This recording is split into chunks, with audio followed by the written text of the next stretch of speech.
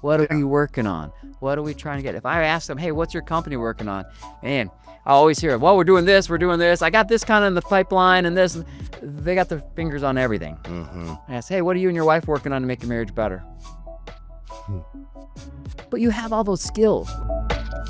Hey, what's going on, everybody? Tom Henderson from RESGEN here, and I want to welcome you to episode 101 of the Giving Life podcast, which also happens to be the very first episode of season 6.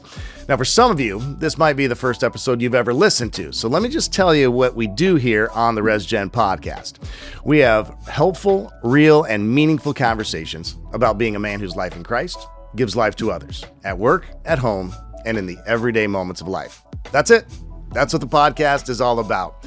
And to kick off season 6, I'm being joined by a friend of mine who's a follower of Jesus, a husband, dad, speaker, and therapist who's going to add a ton of insight, value, and encouragement to your life as we chat about the role that connection plays in our relationships, how being a feelings guy doesn't make you less of a man, potential warning signs in a marriage, and so much more. So, whether you're listening in the car, at the gym, mowing the lawn, or just chilling at home, I'm super glad you're here. So, all that being said, let's get into it. Tony Boer, welcome to the podcast booth, my friend. Thanks for having me, man. It's great to be here. Yeah, well, it's good. I wanted to make sure I had 5 seasons like in the can and done so that I had 100 episodes to make sure I was ready for a guest of your caliber. Oh, man, that's a little pressure. Like 101. All right, here, let's go. Yeah, exactly. So, well, hey, we're going to have a great conversation. And as I just said in the intro, I really do feel that it's going to be both meaningful and extremely helpful for people.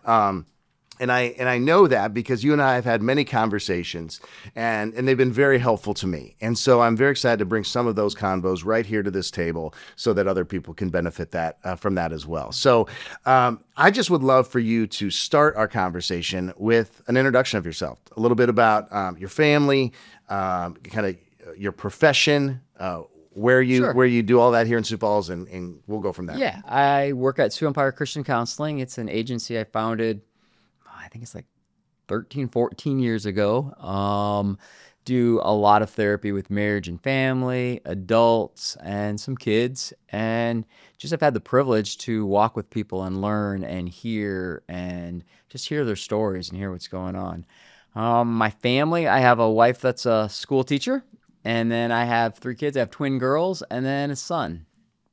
And the ages of those kids? My girls are 28 and my son's 25. Yeah. So I'm an empty nester now. You've been an empty nester for a few years. Yeah, it's kind of fun. You're like a veteran. And so maybe that's the next conversation you and I need to have because Laura and I, we entered that phase. I mean, we got a college kid home for the summer. Yeah. So it's kind of like the nest was empty for a little bit and now we've got, one bird back in the nest here for the summer. But we're quickly approaching veteran status like you are. So I could probably get some tips on that. It's a whole new adjustment. It's been fun. It's been interesting, but it takes a little adjusting. It's like, oh, you're so focused on raising your family and doing that. And all of a sudden it's like, it's me and her. What do you want to do? And it's like, whoa, it's just a little different perspective, but I like it. It's fun. Yeah. Mm-hmm. Well, and the interesting thing is, and I tell people this all the time, Tony, that are coming upon empty nesting, and I'm sure that this is something that you've talked with couples about multiple times as well, is that one of the mistakes that I made personally was that I severely underestimated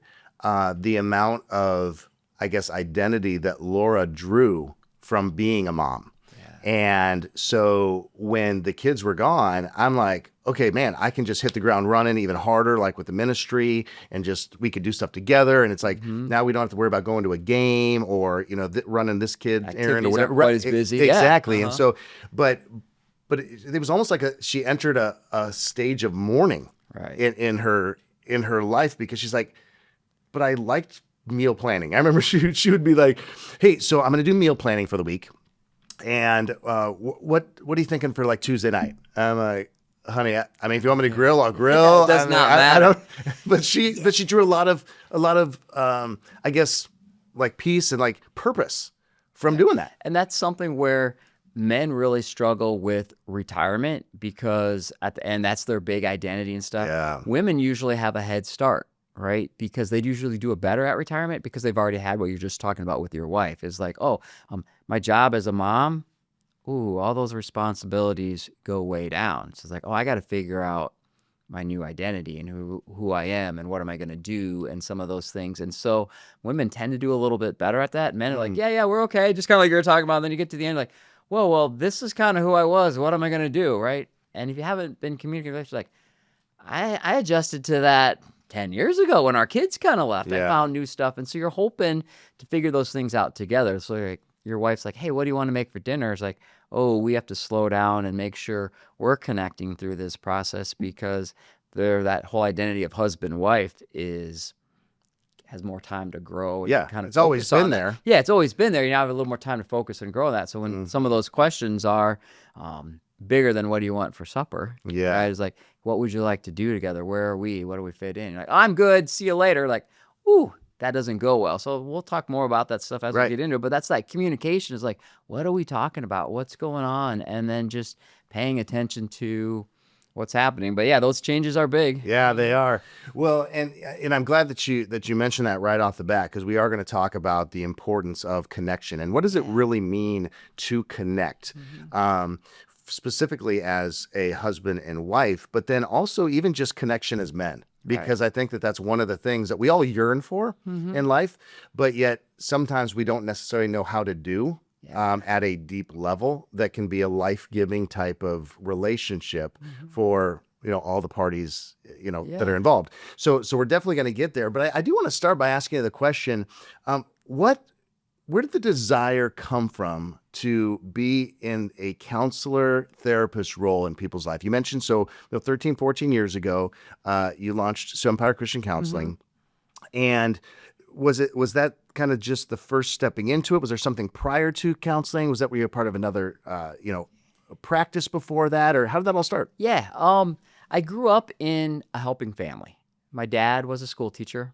My mom was a nurse. So there's a little of that is in that mentality of just help people and serving people and doing that. I find it interesting too is I have 3 kids. One's a nurse, one's a teacher, one's a social worker. So it still kind of follows in there, but that's where that started. Is like, oh, I want to help people. So I went to school and started going to psychology, and that's about like testing and kind of personality things. I was like, it's just getting a little too far away from people. I wanted more of that hands-on stuff. And so I went into social work, and my whole goal was always to kind of get where I am now. I was like, I want to do private practice. I want to help people in therapy. But when you're a 23-year-old, you can't really jump in and like, hey, I'm going to give you guys some marriage advice and help you out. It was like, yeah. So I did a lot of other kind of social work jobs, working in hospitals and different places like that, and always working towards learning more about families, learning more about people, so that when I got there, then I could do that stuff. So where did it come from? I think it's just kind of, I like helping people, right? And learning how to, it's just enjoyable and get to see people connect. And I grew up in a family that was, I tell people, it's like, I never knew a time when I didn't know God, right? So I grew up in a family where it's like, hey, we love God. We like to serve others. We like to do that. And so as I'm going and doing therapy and doing some of those things, that's just the basis of what a lot of the stuff that we're talking about is. How do you connect with people, share, and just make them feel loved and valued? Yeah. So when you stepped out to launch, Empire Christian Counseling, is that what it's always been called, by the way? Yeah. Okay. So it's always been called that.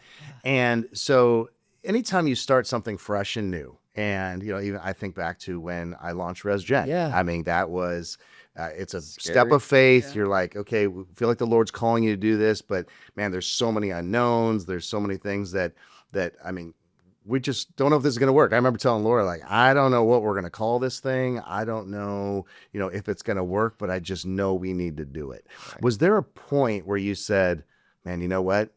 I don't have a choice. Like, I need to do this, and I'm going to step through the challenges and the fears the challenges that are coming, the fears that I maybe have to take this step of faith. Yeah, it was totally scary. So at the time I was doing therapy, working for a different place, different things. Like, I want to do this. I think I need to do this. And the hard part for me was when you talk about the name, that just reminded me of, I called it Empire Christian Counseling.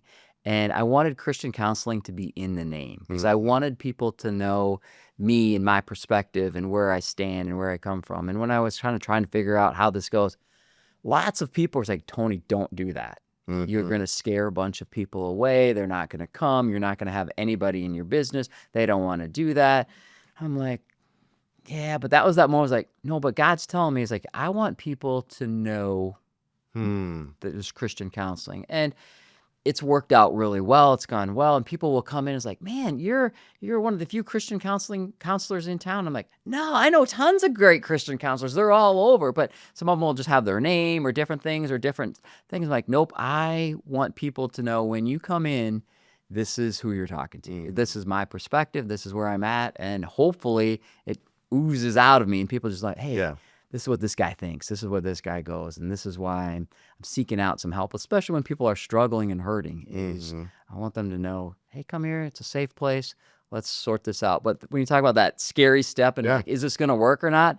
Just that name thing was a big thing for me. It's like, nah, I'm just going to go against what everybody says and I'm just going to do it and put your name out there, God, and see what happens. Yeah.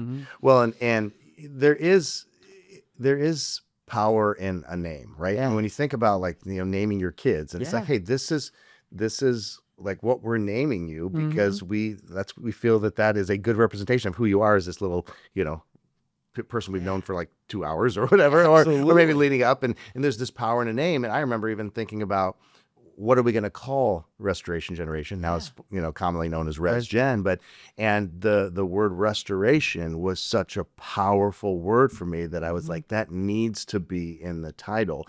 And for you to say, no, I wanted people to know right away that this is what I'm about. And not, I mean, you could have called yourself something different. That would have been fine too. Yeah, absolutely. But you said this is what you felt that you needed to do, and you're obedient to what the Lord was calling you to do at that time.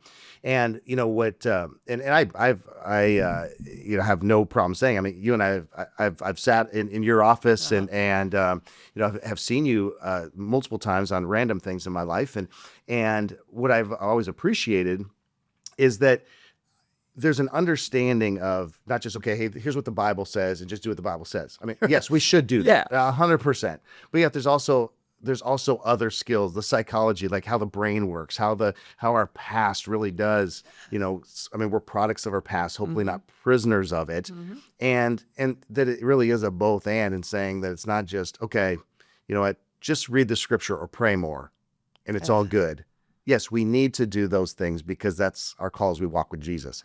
But yet, here's some principles. Here's some things that can help in your journey alongside of that. Yeah, and how do we do that practically in the real world, right? That sounds really good, but how do we sit down and actually do some of those things? Yeah. So, as you counsel couples, this is which you do a lot. What are some of the, specifically today? Okay, we're in 2025.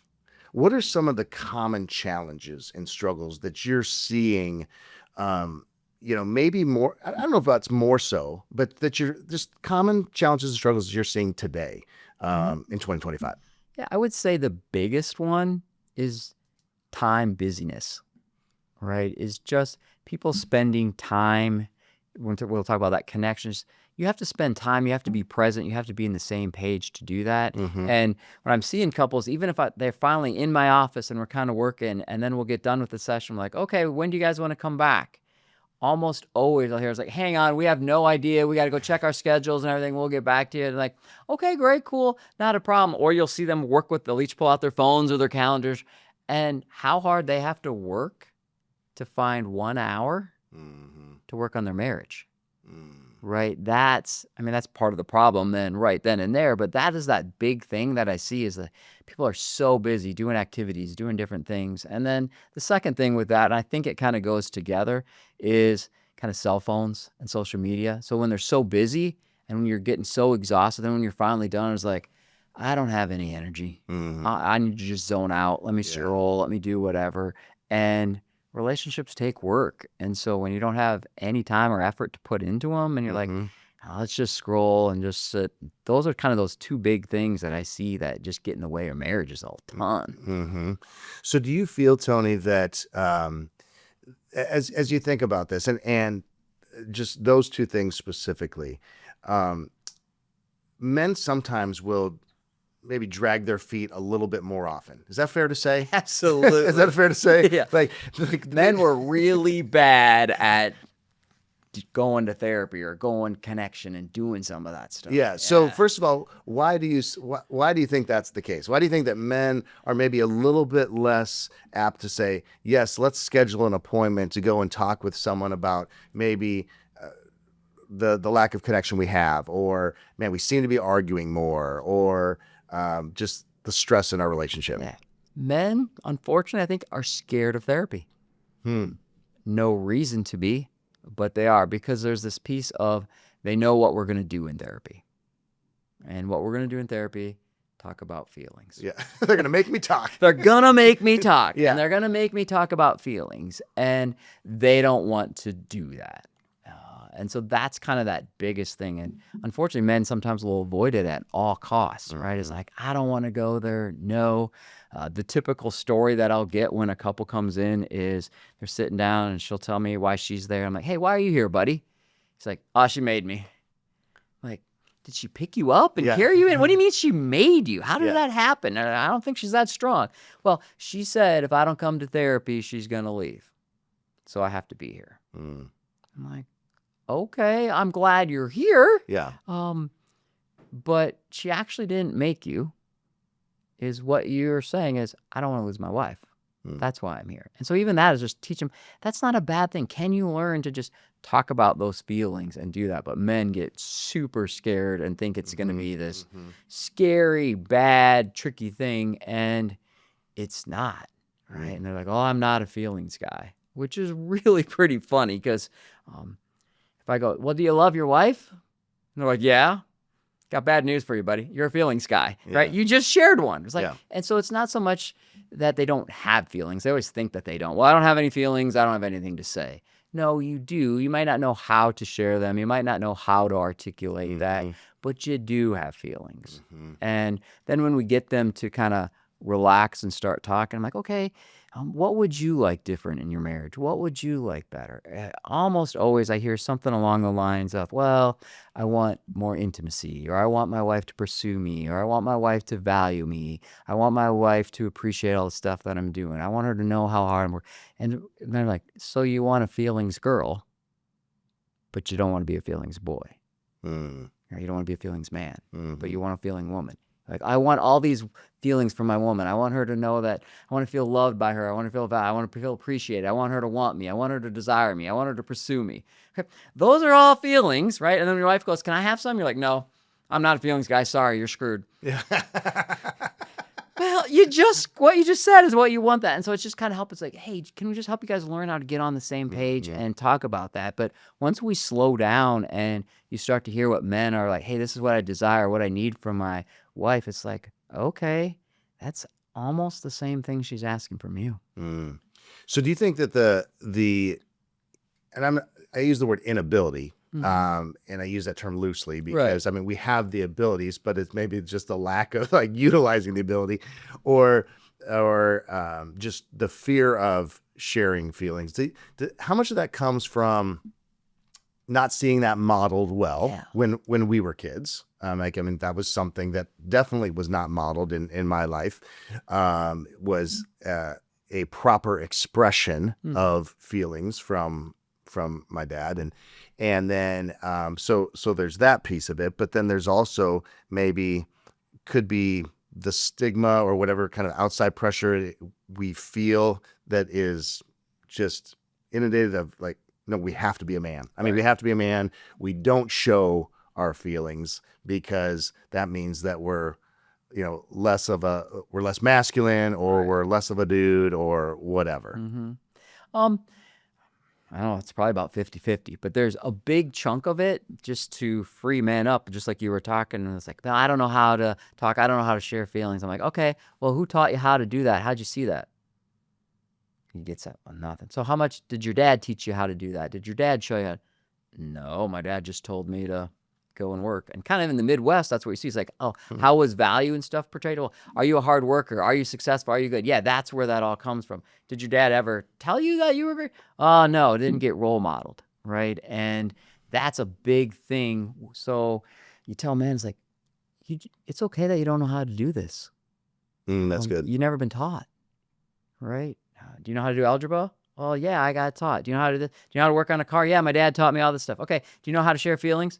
No. So it's not this failure or this thing's like, relax. You've never been taught. Mm-hmm. It's kind of like, okay, let's go start and practice. You can screw up a little bit along the way because you're new at this. But it's like just opening yourself up to go and it's like, you've never been taught this. You have no idea what you're doing. This wasn't role modeled.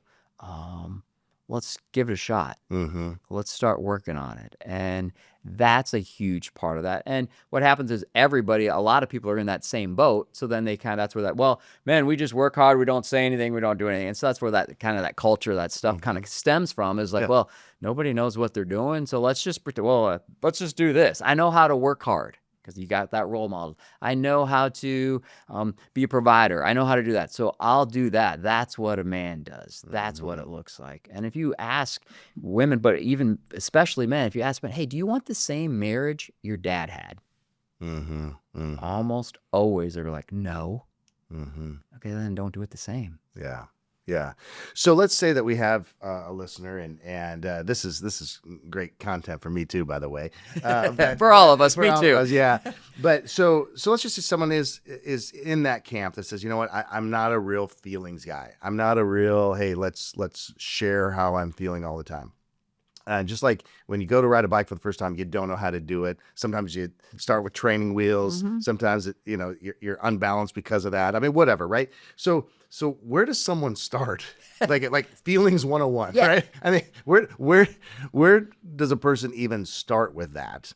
Because maybe it's not like, okay, I'm gonna all of a sudden now feel real comfortable going to a counselor. Let's just say even that's hard. Yeah, because it's almost an admission that you need help, which again, that's another thing. Guys don't do that very good, right? Struggle, right? Yeah, like, no, I'm good. Exactly. Exactly. I remember even when this was back before cell phone days, when I would, do you remember like when you had to, you go on a road trip, and of course there was like these paper maps, but then when MapQuest came out, MapQuest, the little turn arrows and things, and you would print them off. I'm old too. I did that. Yeah. You'd staple it in the corner and be like, hey, here's day 2, here's day 3, and just throw them away. But at any rate, I remember getting lost at times, and I would never tell Laura I didn't know where I was going, but I'd say I'm thirsty, and I'd go into 7-Eleven or whatever, and I'd buy a Slurpee or something to drink just because then I could mask my need to ask for help. Buddy, where are we at? Yeah. So let's just say someone's like figuring out, okay, so where do I go from here? Yeah. And where do you start on that? Very first, easiest thing I always tell people is say what you're thinking. And usually guys are like, oh man, if I say what I'm thinking, it's going to be a mess. It's going to cause all kinds of arguments and fights and things like that. And what I mean by say what you're thinking is men like to think and problem solve, and they'll do a lot of work, but they don't use a lot of words. All right. So a guy will come home and you're like, man, my wife seems a little off over there. I don't know if she's mad or upset. Something's going on. I don't want to upset her or tick her off. I don't know. Maybe it's something I did. I'm just going to lay low. I'm just going to go down in the basement. Hopefully things will get better and be okay. And he'll walk by and you're like, you good? Yeah. And he goes downstairs. Doesn't say anything. Now, if you say what you think, right, my advice would be go up to your wife and just tell her everything you were thinking. So as soon as you go up to your wife and you're like, hey, something's off about you. I know you're kind of a little frustrated, man. I don't know what's going on. I have no idea what to say. If I'm in that spot, I just want to be left alone. So I'm just checking. Are you good? I'm going to go downstairs. Let me know if you need anything. 1,000 times better. Right now that wife's, he's paying attention to me. He knows what's going on. He knows how it's feeling. All he did was just say all the stuff that was going on in his head. And so that's what I mean. Say what you're thinking. Guys will often just have these great thoughts. They don't dare say them out loud. And they almost overthink it. And they're like, well, I don't want to screw it up. I don't want to do anything. So I'll just kind of wait and see what happens. Comes upstairs a little while later. Wife's, she's better. I guess we're good. Not always. Yeah. Yeah. Okay. So then, how do you, let's just say that step is taken. Yeah. And then, she's the response is more like, well, I don't want you to go downstairs. Yeah. And I need you to stay. We need to talk about it. Like, oh, yeah, I wait a don't second. want to do No, it now. no, I was I'm doing in what trouble. Tony said. I was trying to use the escape mechanism to get downstairs Yes. right away or whatever. Go back Can I get back to you? I got to go have another supper with Tony. to the workbench or whatever. So, how do we become more comfortable in just having those kinds of conversations? Yeah. Because sometimes it's also, we can overthink it. And like I do this with Laura, and I'll say, honey, it seems like there may be something wrong. Mhm. And she's like, no, I'm just so focused on what I'm doing Yeah. that this has nothing to stop thinking it always has to do with you. That's another thing men do. And no, I'm in my own world, just like you get in your own world. It's all good. Let me focus on this or finish on this one or whatever. Or if that conversation does need to happen, and then all of a sudden the dude's like, oh, I thought I could just go downstairs after I said that. Yeah, it's like, you're supposed to be like, no, everything's fine. Let me go down. Stay there. And remember you don't have to solve anything, right? So it's like, say what you're thinking and then go slow is always my next thing. Just listen. You don't have to solve anything. And we're problem solvers. We like to think. I'm a feeler. Like I like feelings. That's why I do therapy all the time. Yeah. So I'm a feeler and I'm a man. So I like to fix things. So it's kind of a double whammy. So when I'll see my wife and you tell my story, remind me, it's like, hey, what's up? She's like, oh, I can tell something's off, right? Yeah. So I'm like, hey, I'm more of the guy that's going to jump in. We need to solve this. We need to figure out what's going on. Hey, we got to have good communication. We got to figure this out. Let's go. Let's talk about this. And she's like, no. I'm like, no, we need to talk about it. And one day my wife goes, Tony, can I just be annoyed with you? And my first answer is like, well, no, we need to solve this. Why are you annoyed with me? Well, I'm annoyed with you. And kind of all this defensive. Let's solve this problem. You shouldn't be annoyed with me. And I go slowly like, actually, yeah. She's like, we're good. I'm just annoyed. Yeah. There's no problems. And then I'm like, yeah, I guess that's okay. Yeah. I can be annoyed with you. But there's that thing of like when we hear something, we want to fix it. We want to do it. And so I think sometimes men are like, oh, I'm in a double whammy. I'm going to ask about feelings. I'm going to hear feelings. I'm not very good with feelings. And now I got to fix feelings. It just feels like it's way too overwhelming and deep. And there's this piece like, man, you don't need to fix feelings. Just listen, right? So when my wife goes, can I just be annoyed with you? Yeah, I am annoying sometimes. So that's probably a fair conclusion. Yeah. And the world isn't ending. Nothing terrible is bad. We're good. We're going to communicate and talk. She's like, can I just have my feelings? Yeah. And so that's the thing men will do is if you take that risk and you go there and like, hey, what's going on? And they'll start telling you a feeling. Resist that urge to fix and do something. Yeah. Because there sometimes isn't a problem, right? Is your spouse telling you the right feeling at the right time? One of the things that just makes me think of is it's a portion of one of the corporate talks that I give at companies where it talks about it's a graphic that just shows listening to understand, which is a sponge with water on it, and then a listening to respond, which is a picture of a brick with the water, splashing off it. And they're two very different things. Right. And most often, as we're in those conversations, a lot of times they get heated, emotion gets raised, things are said that often aren't, probably meant, but they're just said in the heat of the moment, often because there isn't a good amount of listening to understand, sometimes on both sides.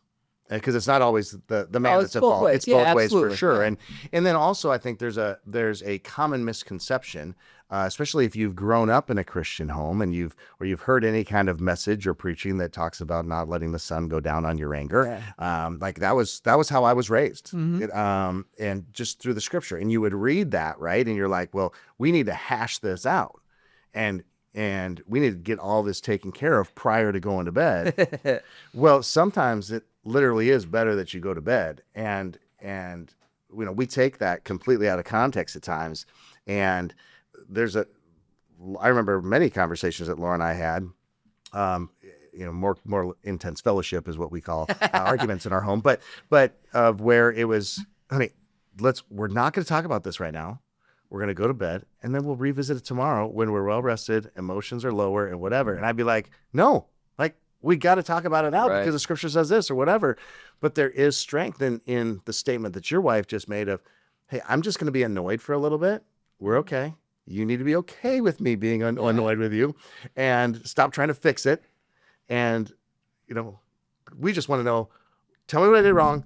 Tell me what I need to say to fix it. And then let's move on. And I'm a marriage therapist, but I also still am a guy and do a bunch of dumb stuff. So I would do the same things that you would do. It's like, oh, you're angry? We need to solve and fix this. Unresolved conflict is not healthy in marriage. The Bible says, right? And having these arguments, and what do you call your arguments? Intense fellowship. So having intense fellowship at 10:30, 11, 12 o'clock at night, and it's like, that's not healthy. It's not good, right? And yeah, the Bible says, don't go to bed angry, right? Which is how I interpret it, is like, don't go to bed not good, right? The Bible doesn't say you can go to bed annoyed with your spouse, right? And so that's that part where you say, hey, we're good. I'm just annoyed with you. It's like, all right, yeah, we can talk about this in the morning. We can talk about this sometimes even after supper when we have, after all the stuff with the kids, and we can come back and kind of talk about that. And so it's just recognizing that, yeah, we have this urge to kind of fix. And when you were talking about the corporate talk, that another 101 feelings guy thing is do what you know. And there are so many men that are running companies and doing great things, and they'll do things like, we need to have a focus group. We need to figure out what the culture is of our company. We need to see if we need to adjust our mission statement. They're doing all these things. We got to get our finger on the pulse of what's going on. Where is this going? What do we have to be ahead of this stuff? They're doing all this work to be in touch and to figure out what's going on. And I'm like, hey, so what's your marriage mission statement? That's good. And I'm like, what do you mean?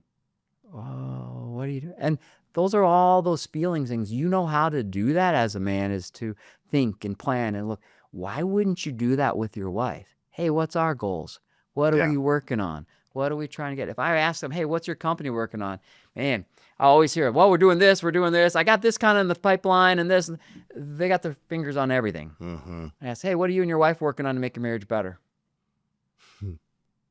But you have all those skills, right? And so there's that part, it's like, hey, I don't know how to do feelings. You might not know how to actually share all those feelings. They're there. That's that first part. If you love your wife, they're there, right? So you have these feelings and you have a lot of skills.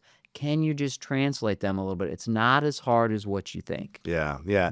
But the reality is, and I love what you just said, we're doing all this stuff out there. Not that we want to systematize and, bring our business home and make our marriage and home a business, but at the same time, a lot of those principles would really, really help the home life. But it takes intentionality. Correct. And it takes not punching out, right? Because the reality is that, especially if you're used to being able to punch out of your job, now you can say, okay, now I can go home and coast, like you said, and then you death scroll, you flip on Netflix, you do all. And again, not that there's anything wrong with watching a show on Netflix. I read an interesting stat though, is that from over the 300 million subscribers, the CEO talked about how over half the subscribers do not know what they're going to watch when they log into Netflix. And it's just because that's what we use for an escape. Yeah. And so we can bring that mentality into, well, I've already been dealing with all this stuff at work. I've got so much pressure. And I can fall into this trap too, by the way, Tony. So like the reality of like, there's all this stuff that's going on here. I just want to go home and I want to have peace. I don't want to deal with this. But yet, those are the most important relationships in our life. Those are the ones that are going to be there long after we enter the retirement phase, especially as we, do this right. And when we say, till death do us part, I mean, that's a powerful statement that we need to live by and say, okay, if that's going to be our focus, then we need to be a little bit more intentional on how we're caring for that most important relationship in our life. Yeah. And we just got to keep reminding ourselves of what is that most important relationship. And it is our family. It is our spouse, right? So if I ask you, why do these guys do all this stuff with their companies and do all these things and work? Hey, I really care about this. I want this to be successful. Okay. Perfect. Great. And it usually is. What about your family? What about your wife? Do you want to be successful with your wife? Yes, I do.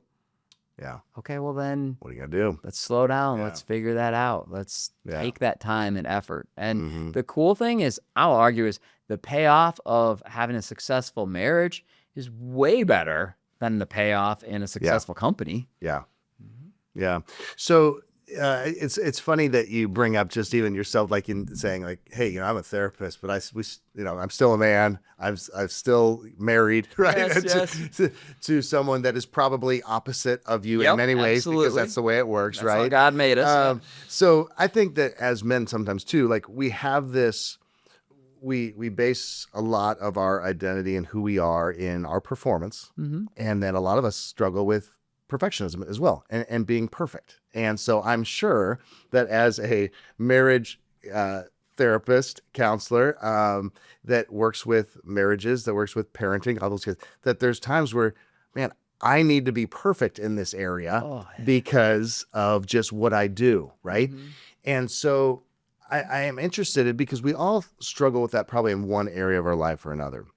So how do you personally relieve the pressure on yourself to be perfect in your area of expertise and in what you do? Well, I'm getting better, Yeah. right? I used to be terrible at it. It's like, hey, that's the reason we're having the intense fights at 11 o'clock. We got to fix this. We got to solve this. We got to do this. All right. I'm just overwhelming my wife. She's a different person. She needs some time to think. She's a thinker. I need Yeah. to process. I need to no, we're just going to solve this right now. It's like, yeah, that caused a lot of Yeah. stuff. And a lot of that behind there was, I need to be perfect. I need to be good. I need to show that this marriage and everything that I'm talking.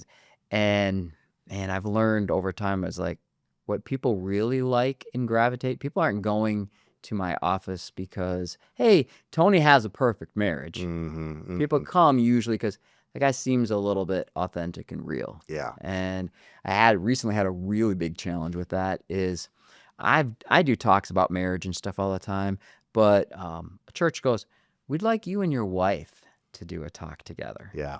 I'm like, oh, okay. I don't know. Then I'm like, that whole perfectionism. We're probably busy that night. Yeah, starts kicking in. Like, oh, what is she gonna say? What's gonna happen? What's gonna do? And there's this. And for a little while, I was like, okay, we need to make sure this comes off okay and Yeah. it's good. And so for me, like, I gotta make sure I speak right. And I gotta tell her all these. And then I was like, whoa, slow down, Tony. Yeah. Just be real.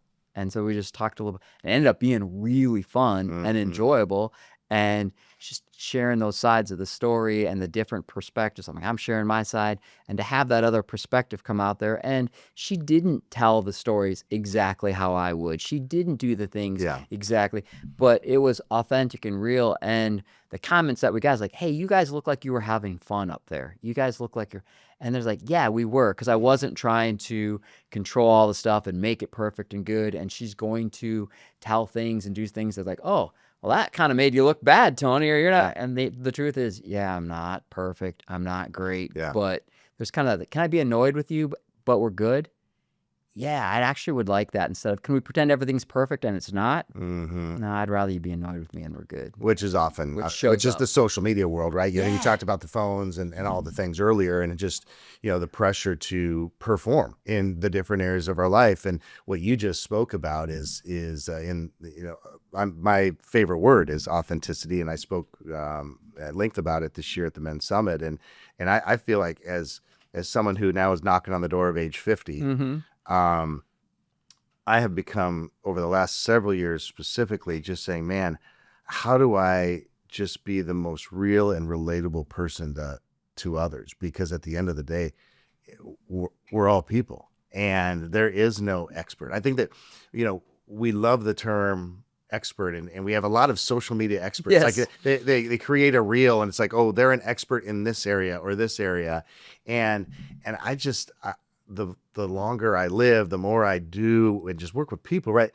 Yeah, you can have expertise and you can have a deep understanding and a lot of tools and a lot of things, but to be a true expert is I struggle with that personally, Right. because I think it puts a lot of pressure on us. Yeah. That you always have to be the expert. You always have to be. Now, we can always learn and grow, and a lifelong learner, all those kinds of things. But man, to find ways to say, you know what, admit, number one, that we're not perfect. We're never going to be perfect. Jesus is the only perfect Correct. one, right? But in my quest to become more like Christ, I just want to be more of who He desires me to be and who He made me to be, and bring that into whatever platform I have, whether that's a husband, a dad, a CEO, an employee, a board member, whatever. Yeah, and that's the hard part, and that's the feeling part, right? The more that you can get comfortable in admitting, I'm not always the best. I'm not sure what to do in this spot. I don't know what's going on. Powerful, right? And as you get older, we get better at that because we're like, well, I'm good. So, but notice I'm good. So I'm okay. I don't have to be the expert, right? I don't have to be the marriage expert. I'm a marriage guy. I work on my marriage like everybody else. Here's a couple things that are working for me. Go ahead and try them. Yeah. Right. And so instead of that expert piece, it's just, can you be okay? Mm-hmm. And in my social media stuff, I have a lot of things like, you're okay. And basically what that means is, hey, you and God are good, right? We're good. Everything else we're going to figure out. Mm-hmm. And that's not part of that authentic. Hey, do you know what you're doing? Mm-hmm. No, but I can feel comfortable enough. Like, I'll tell you what I think and kind of what's going on. I'll give you my thoughts and ideas, but I'm not perfect. I don't know what's going on, but I do know me and God are good and we'll work it out. Yeah. Yeah, that's good. Well, I want to make sure that we touch on something that we began with here, Tony, and that is the word connection. And I love that because it's something that we desire. I mean, we were created for connection. Okay, let's be clear about that. We're created, number one, for connection with Christ, to be in deep relationship with our Creator. But then he also recognizing that, we need other people in our lives, that we need just more than that, yes, Jesus is all we need. Right. But he also understands that, man, social we need creatures. one another. Yeah. Exactly. And so, out of Adam, he created Eve, and the rest is history. So, talk about just the importance of connection as a man and our need for connection, even though a lot of us would say, I don't like to say that I need that. Yeah. But we do. Yeah, men will kind of like downplay, like, no, I don't. But when it comes down to it, we all want that. We all need that. And it's just, maybe we use different words or what that looks like. So if I talk about, hey, I want you to be connected and sharing your feelings, that might get men a little scared, right? If I say to a man, hey, do you want you and your wife to be on the same page and have be you two against the world? They're like, yeah, I remember that when we were first married. It was just us two, and it was great, and it was cool. That's connection. Yeah. Right? All kinds of the war movies, right? The Band of Brothers.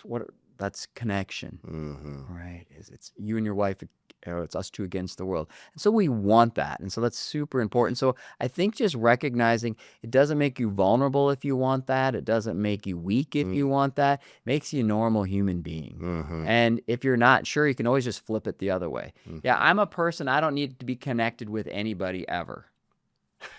That sounds terrible, right? So why is it so hard to go? It's like, man, I want connection from my wife. And I always tell men when I'm like, hey, what's your wife saying? Oh, she wants this. She wants me to talk more. She wants me to communicate more. She says we're not connected enough. He'll go on and explain all this stuff, how this is tough and this is crazy and it's not important. Like, so what you're telling me is your wife wants more of you. So your big problem is your wife wants more of you. That doesn't sound like a bad problem to have, buddy. Yeah. Well, if I look at it that way, so yeah, she just wants more of a connection. Mm-hmm. And we want that and we need that. I'm the feelings guy, right? So I say it way the other way. I always tell my wife is like, man, you're in trouble. There's never going to be a day where I walk in the house and I go, Michelle, the amount you're loving me right now is perfect. Just keep it right at that. We're good. That's all I need for the rest of my life, just like this, right? There's this thing like, you're never going to win. Yeah. I'm always going to want more. I want to be more close to you. I want to be next. I want to do more fun things with you. And so there's this piece of like, let's just own it, right? Is like, I love that. That's great. I love those times and those connections. And so connection isn't bad. Yeah. You might just use different words, but find a word that's so let's just say that a spouse is saying to us as dudes, like, hey, you know what? I don't feel like we're connecting well. And they're saying, I want more of you. And let's talk about connection 101. Yeah. Okay. So like what can a guy do? Like a baby step, like I love the baby steps. Yeah. Like what's something low-hanging fruit, simple that I can do that can help increase my connection? Obviously, there's something in my mindset that I need to say, okay, you know what? I need to be intentional about this. I want to do this. Why? Because I love her and she's worth it. It's hard. It doesn't come natural, but because I love her, it's worth it, right? Right. So what's something just simple, first step, couple steps or whatever, to help increase a connection for a dude that maybe feels that there is a lack of that or he's being asked for that? Yeah. just remember when you hear connection is just another word for intimacy. All right. And intimacy is shared feelings. Men like to share a lot of feelings without talking. That's why I like sex. Oh, I'll show you some interest. Let's just go have sex. Yeah. I can share all my feelings. I don't have to talk. But when we talk about connection and intimacy, just always hear that word connection, or we want to talk, is shared feelings. And then the easiest place to start is, it's easy to go, hey, share feelings. Guys are like, oh, okay, but I don't know what that is. Yeah. Right. I'll tell people this: confusion is a feeling, and it's a great one to start with. So if you go to your wife and you're like, hey, I know you're far away from me, and I know you want to talk right now, and I know you need something from me, but I have no idea what it is, and I don't know what I'm supposed to do right now, but I'm here. You just shared some feelings. Yeah. She'll take it from there. Well, here's what's going on. So the 101 part of that connection, share your feelings, and just kind of think about confusion is a great one to share. Man, dude, that is so good. I think that is so perfect, because a lot of times we don't know. I mean, to be clear, a lot of times we do not know. And so one of my favorite questions, and I started asking this a couple of years ago, and it absolutely transformed my marriage. And I actually started it with my kids. And then I realized, man, this is probably transferable to Laura. And then it's transferable to my work, Yeah, and to other relationships that we have. And it's just what do you need from me right now? Because like we put things in our brain of like, oh, I bet you this is what we stop assume. guessing, trying to figure out. I assume all you do is, and like, Yeah. But yeah, that's a very smart, wise thing you're doing. And what do you need from me right now? Because that changes too. And so I think that when you it's kind of just being curious, rather than like confident or whatever. But I was trying to use alliteration there. But being curiosity versus certainty, I guess, is what I'm trying to say. So like being curious and saying, hey, honey, I got to be clear with you. I'm not sure what you do need from me right now. And then after you hear that, then he can say, okay, you can ask clarifying questions. But you have to be willing to do that. But I think that is a phenomenal advice for people. Yeah, Share that confusion. I love that you said asking that, hey, what do you need from me? And here's the other part. If it's a really tough, hard subject or a tough, hard situation, a lot of times your spouse is going to go, I don't know. And when you get that, you don't know what you're doing. She doesn't know what you're doing. Okay, but it's the two of you doing it together. We'll say that. I'll say that a lot of time in therapy. Like, I just need you two stuck in the mud together. That's all. You've been stuck in the mud by yourself. I'm just trying to get you stuck in the mud together. We'll figure out how to get out and how to do that, or what you need. And so sometimes that starting is like, hey, what do you need from me? Because I don't know what I'm supposed to do. And when she goes, I don't really know what I need from you. I just need you here. Okay, now you're stuck together, but you're together. That's the you two against the world feeling. Yeah. Now we can start working our way out. And it's what you're really doing is it's presence, right? Yeah. It's coming in saying, hey, yeah, we don't know, but we're doing it together, and not with the mentality of like, I'm gonna fix it, but saying we're gonna journey down the road together, and we're gonna commit to doing that. So let's just say again, there's a listener out there, someone viewing this, they're like, man, you know what? There are definite, there's some restoration that's needed. There's a broken relationship that we have right now. What is like one of the first steps for them, for people that say our relationship is broken? And obviously, I think coming in and sitting and talking with someone is of vital importance. And maybe that is the first step of saying like, hey, we don't know how to fix this on our own. Right. And being more open to that. Is there anything? Yeah, and I would even start just a step further. It's like, if you realize that this is broken and tough, is like, that's the part where you start. It's like, I'm stuck. This is broken. Yeah. This is bad. Can we go figure out what to do? And then you can kind of work your way out. But it's just acknowledging that. And then can you also see your part in it? Right? So when we talk about relationships, a lot of times it's hard for us to see our own part. Yeah. A couple will come in and sit, and I'm like, all right, what do you need your husband to do different? She'll be like, da, da, da, da, da, da. I'm like, okay, what would you like your husband to do different? Okay, da, da. He's got kind of a list too. I'm like, okay. And then I'll go, what do you need to do different? Silence.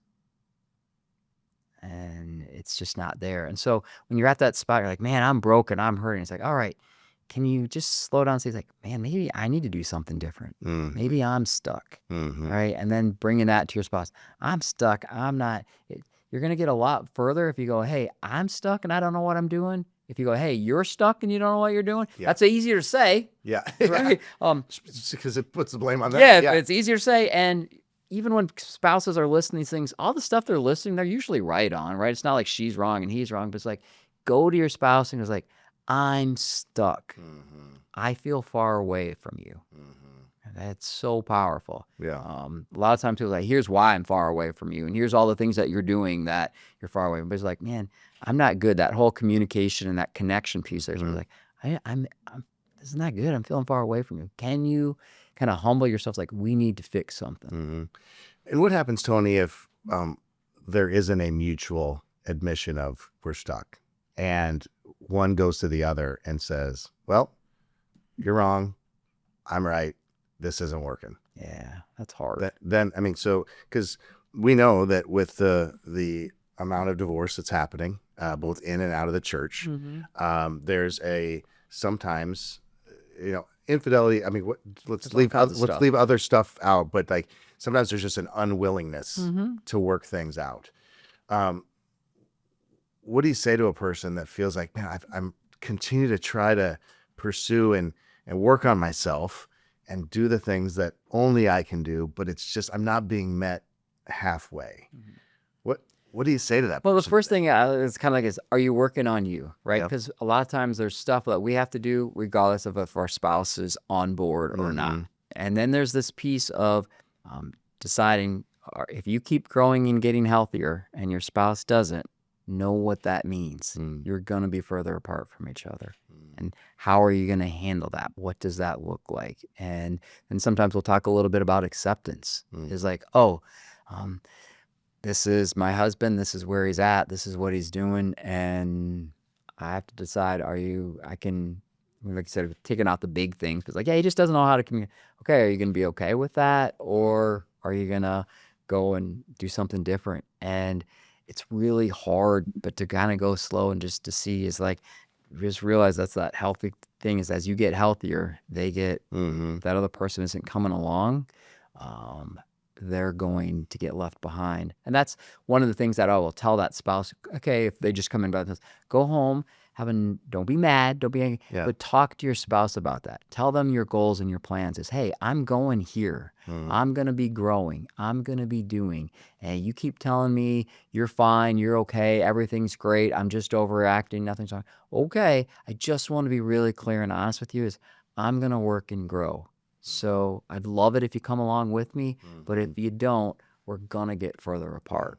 And that at least is being really clear to that other person so that they can kind of know is like, oh, I'm making a choice not to go with my wife instead of like, oh, it's just her, this or that. Right. And it can be women, men, the other way around. Yeah, It works both 100%. ways, Yeah, but that's what I'm hearing. It's just kind of that both thing is like, hey, if one person's going, it's like, just know is I'm going to get better. Do you want to come with me? And you're always trying to appeal to that connection piece. Yeah, and do you want to be alone or do you want to be with me? Yeah, I want to be with you. And the heart of that, right? And I think there's the reality of those things don't happen. You don't all of a sudden get there overnight. I mean, you don't get there overnight. So sometimes we've just become so accustomed and comfortable almost living in a home there isn't connection, right? And there isn't. So outside of, hey, we're not really spending a lot of time together, or we're not really talking as much.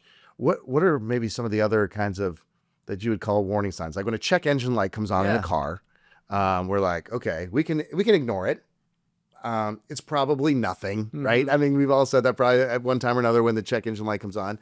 Or we're gonna, pay the $99.95 to go hook it up to diagnostics and kind of figure out what do we need to do. This is the recommended fix for it, whatever. So what are some warning lights that maybe we could just be watching for? And this isn't because we want to be like paranoid about, hey, is my marriage okay or whatever, but like what are some of maybe the things that maybe should trigger in our brain, like, hey, I just want to make sure that we're good so that we all of a sudden don't end up in a situation One where we're of the biggest warning signs is if your spouse is silent, it doesn't mean everything's okay. There might be more stuff going on. And so you have to go in and check and figure that out. It's like, oh, she's quiet, she's good, she's doing her own thing, everything's great and cool. I don't know, right? Because we talk about that warning sign, and that connection is like, oh, I'm going to go work and do this. And then that guy will come into therapy. Yeah, because my wife made me. If you go back, I almost always get the call from the man or the email from the man goes something like this: Tony, I need to get in tonight or tomorrow because my wife's going to leave me. And I'm like, oh, sorry, it's going to be a little bit. Yeah. No, I got to go in. If we don't come in tomorrow, she's going to be gone. Sure, either. Yeah. And like, okay. And so you get in, and then you'll hear this story. And the story of the wife is, well, I've been asking him to go to therapy for 3 years. And at first it was after an argument. Man, this stinks. We have the same fight over. We should go to a counselor and try and figure this out. Nah, counselors are dumb. We're fine. And she gets quiet. She's like, okay.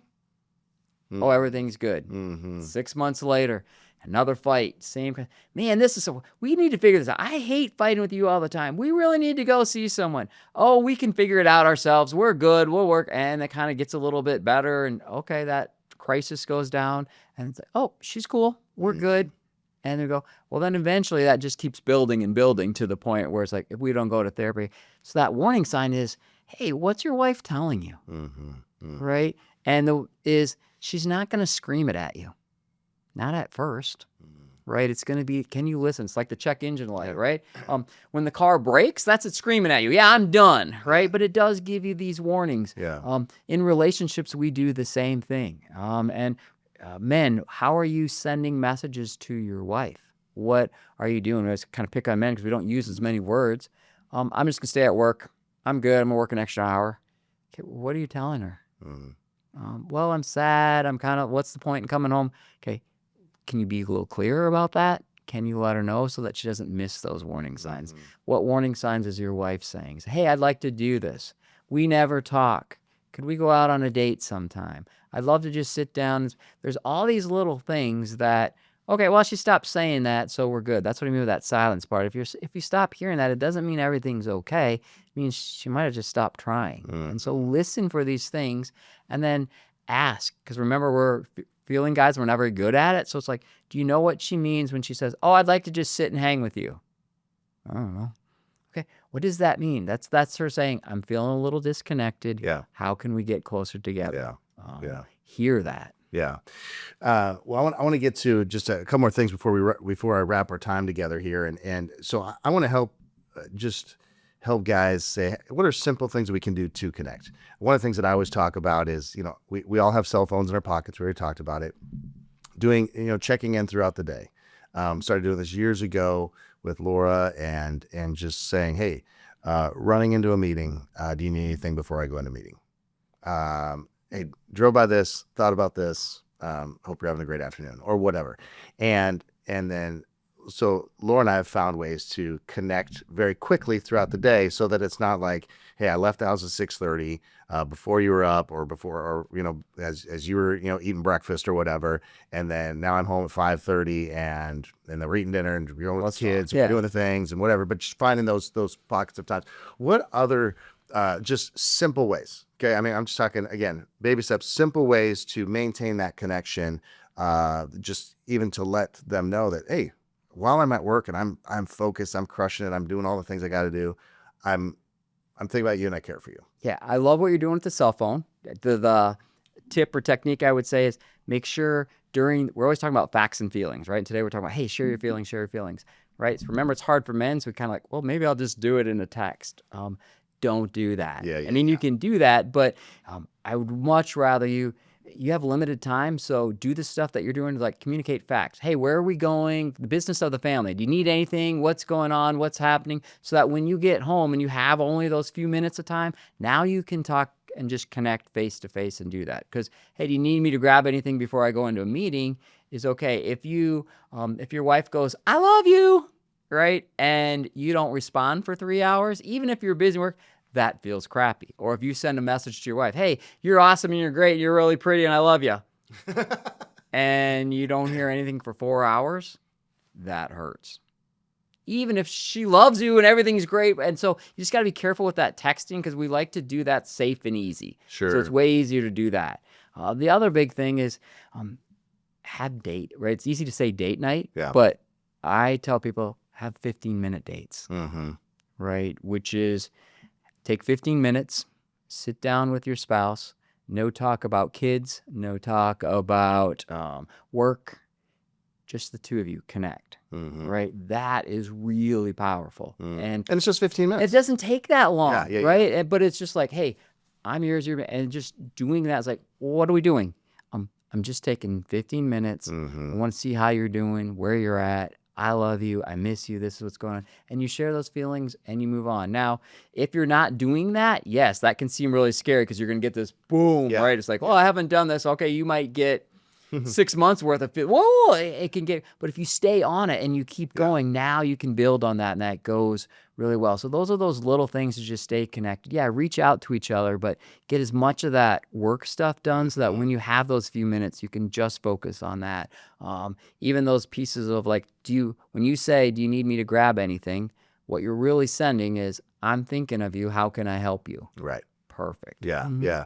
Well, so it makes me think of Ted Cunningham, whom I've had multiple times here in Sioux Falls, a great friend of mine, and on the podcast, and he always calls that the daily delay. Of just saying, hey, you know what, we're going to just delay everything else, and we're going to have 15 minutes of just face to face, shoulder to shoulder time together. There may be a business thing that slips in here and there or whatever, but it's just like, hey, just tell me about your day. Like, I mean, how are you doing? And that those things maintain connection.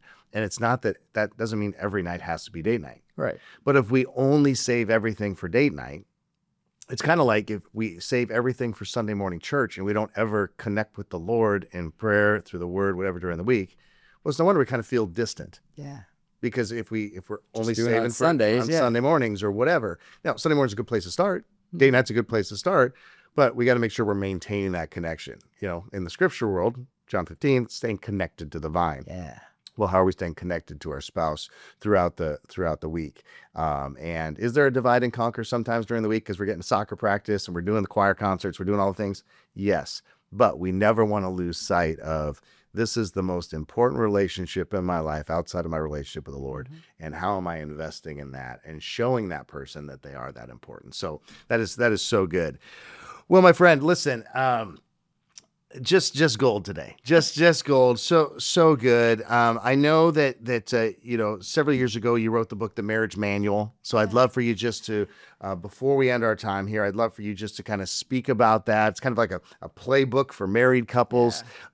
Just like, one or two principles from that book. Maybe it's something we've already talked about, but I'd love for you to just talk about that book, where people can find it, and then where people can find you. Sure. If they want to connect with you further, before I give you what we call our final word here. Okay. Yeah. The Marriage Manual came about from just the stuff that we're doing. All the stuff that we just talked about is stuff we talk about in counseling, right? So when you're like, men are like, oh, I'm afraid of counseling. This is kind of what it's like. We just talk and we learn. And so working with a couple one time, and they're like starting to connect and do this. And the guy's like, is there a manual on this? Because I didn't know any of this stuff. And I'm like, well, I can do that. Or it's like, oh, I'll just write some stuff down. So one of the big things, like we talk about some key principles, is we talked a lot of that today, but is just kind of when you're in your marriage and relationship, know who you are, right? And there's all kinds of tests and different things and all this stuff. I'm this person, I'm this, an Enneagram. I like to keep it really simple. Is, are you a thinking person or a feeling person? There's some of both, right? And thinking people do feel and feeling people do think, but it's kind of how you process and see the world. So you need to kind of know that. You need to know you. So I've said it here many times today, I'm a feeler. So when I go to my wife and I go, hey, tell me about your day, I'm thinking from a feeling perspective. She's going to tell me how she's feeling and what went good and what happened. And she goes, well, she's a teacher. So in first period, this happened. Second period, this happened. She's a thinker. She starts actually answering the question. She tells me about her day.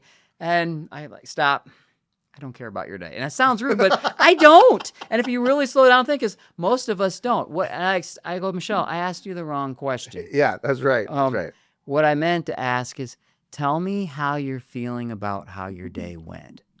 Because that's really what I wanted to know is I want to know where are you at right now? Was it a hard day? Was it a good day? Did you have some successes? And so in that book, we just kind of talk about, hey, know who you are, right? And then we talk about know how to communicate, know how to fight, some of these basic tools, because the manual is like, we just need a couple basic tools to know how to do these things. And once we know how to do these things, then the other half of the book is like troubleshooting things, kind of like that. Oh, if the TV doesn't turn on, is it plugged in, right? Yeah. So if your wife is doing this, oh, let's go check this. If your husband's doing this, if we're at kids, finances, money, all those little things are in there. Those are those troubleshooting things to do. But the first half is you got to start, know who you are, know how so that helps me know how to talk to my wife, right? I can't talk to her from a feeling perspective because she's going to miss it. Yeah. I got to talk to her from a thinking. But when I make it really clear for her, because that's how thinkers work. They like it logical, straightforward. Like, tell me how you're feeling about your day. She'll answer that. Yeah. Yeah. Right. That's good. And I will tell you, I have read it. It's great. And that's why I wanted you to talk about it because it's very, very helpful. There's a lot of great things in there that Laura and I have talked through and worked on.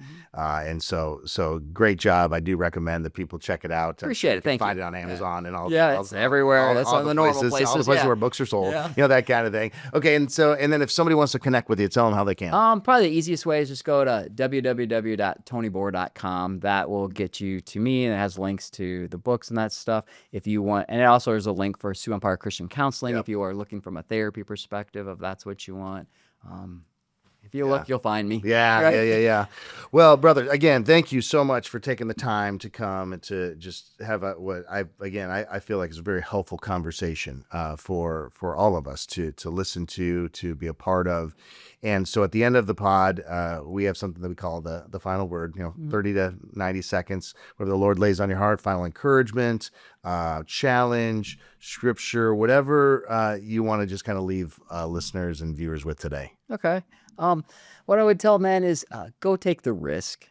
Is if you don't know what you're doing, you don't know how to talk to your wife, you haven't been taught, that's okay. Just go take the risk. As soon as you go say, I don't know what I'm doing, but I want it better, I want it more, you're 90% there.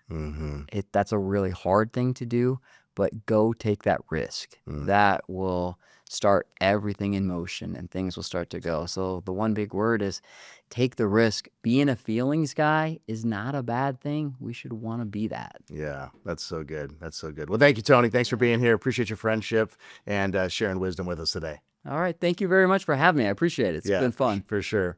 Well, hey, thanks for tuning in to the RESGEN Giving Life podcast today. I hope you enjoyed my conversation with Tony Boer. Again, make sure you check out the marriage manual. Look him up at tonyboer.com, Sioux Empire Christian Counseling. And remember as well, all the information about the RESGEN Men's Summit on February 21st, 2026. That's going to be starting to be released here real soon. Tickets are going to be going on sale. You're going to want to make sure that you join me and 6,000 of your closest friends. Hopefully 6,000. I need your help to help us get us there at the Premier Center on Saturday, February 21st from 8 until 2 p.m. And then also don't forget on Friday, January 16th is going to be this year's edition of Date Night Comedy downtown Sioux Falls at the Washington Pavilion. So all that information is at resgen.org. And thank you again for tuning in today. We'll see you next time. Until then, continue being men whose life in Christ gives life to others. We'll see you soon.